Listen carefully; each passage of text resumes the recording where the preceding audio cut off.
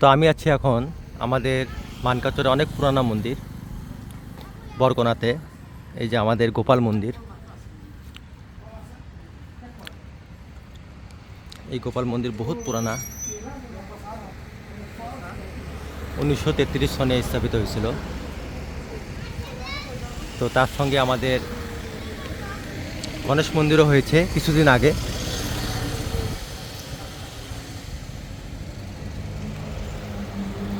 গণপতি বাপ্পা মৌরিয়া। তো তারপরে শ্রাবণ মাসে এখানে খুব ভিড় হয় এই বাবার মাথায় জল ঢালার জন্য, দেখতে পাচ্ছেন। নমঃ পার্বতী পতে হর হর মহাদেব শম্ভু। তো অনেক ভক্তরা আসে শ্রাবণ মাসে এখানে, তো আপনারা আসবেন।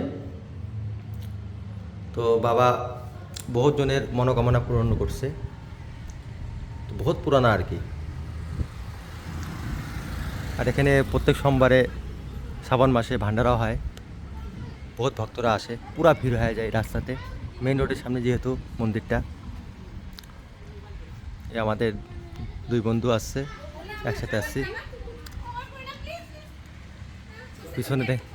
পিছনে দেখেন কত বড়, একদম বহুত বড় এরিয়া, বিশাল বড় এরিয়া।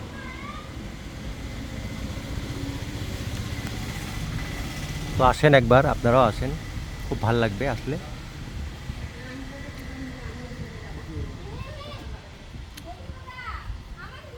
নেই নেই নেই নেই